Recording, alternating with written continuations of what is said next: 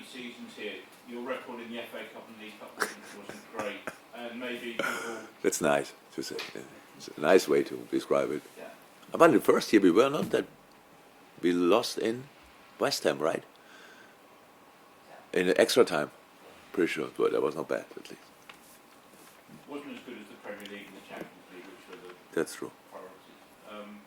And people unfairly might have questioned your attitude. But I just wonder, in all honesty, now you've been in England a few years, has your appreciation of the FA Cup and the League Cup sort of grown? Maybe has it changed your attitude towards it? It's actually the first time that that people question my attitude. Usually they question my technical abilities and stuff like this, but never question my attitude. No, my attitude didn't change. Not at all. If you look at my German history, most of the finals I lost, and it's still a big number, I lost in the German Cup final. So we obviously, when you have the players available, like for both competitions in this case, or three competitions in the case, then it's okay, then you can do it. If not, you have to make changes where people think, why is he doing that? Because we come back to the point, with all my knowledge, I ask the players for an awful lot, but until a specific point, and then take them out. Because now, even if they want, they should not be in a situation that they have to deliver again. That's it, and that's why we had changes. And we said it before. It's not that I'm going to put it out that we were always unlucky, but we had not the best draw as well. It's not that we thought, that's cool, let's go to Chelsea away, play United away, or stuff like this. It's now not exactly what you want to have. Or Chelsea at home in a situation where we didn't have the players and stuff like this. So no, attitude didn't change. I wanted always to go to Wembley. It just didn't happen. So really, it's the fact that you can make changes and your changes can still be strong. That's the difference. Yeah, not changes for the FA Cup, the changes in between that we have for the FA Cup. So like for a league game, we make changes and stuff like this, and then you have for the FA Cup the players available. You need a specific amount of senior players available that you can bring in the young guns. So if you have to play only with young guns, then it's really tricky. We had to do that as well from time to time, but it's then really difficult. So the mix makes a difference actually. Okay, we'll take David Lynch and then Russell at the back. Your team was involved in quite a lot of exciting games early in the season, which you probably didn't enjoy as much, a lot of goals either way. But since then, sort of really found the defensive solidity that's led to you going far in all four competitions. I think it's five goals conceded in the last 16 games. So, what changed there? What got better to sort of start keeping these clean sheets more regularly? How it always is, we had to readjust our defensive structure again after no centre half played pretty much for a full season. How we work together, it's the way we defend is it's not special, but it's quite front-footed.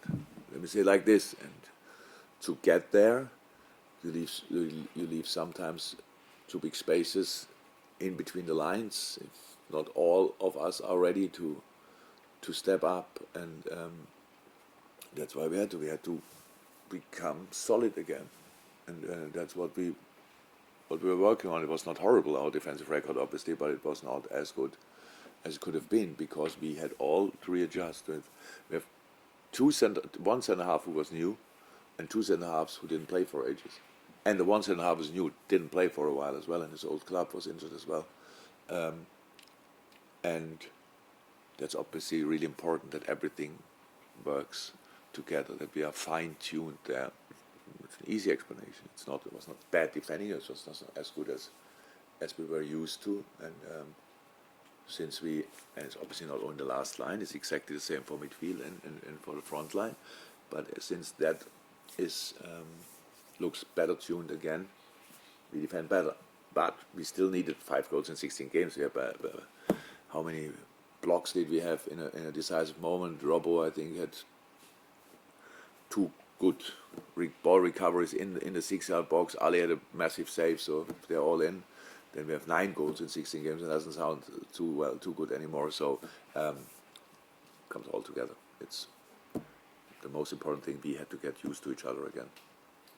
Okay, we'll take Russell brief and then that might have to be it. Hi, Jürgen. Hi. Robbo's another one of those players that's played 40 odd games this season. You mentioned Scotland having. Plus 6 in the summer. I can't believe that. Yeah.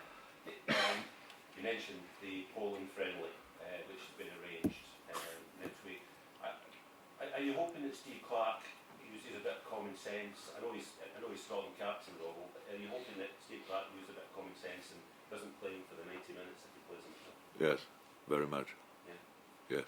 Have you had a conversation with him about it, or? No. I just thought if I ever had contact with him. Yeah. I'm not sure. Don't think so. No, but we had definitely no contact about that. No. I can ask you a second question. You mentioned earlier on about maybe a young option instead of Trent on Sunday. Connor Bradley's It's a young option. Yeah. he's done well when he's come in. Can you just assess his development, how he's getting on just now? How he's Well, top boy. All good. Was now last week because with the full squad was not with us all the time. Obviously, we had the spell where he was pretty much in all sessions with us, but now not now in the last few weeks.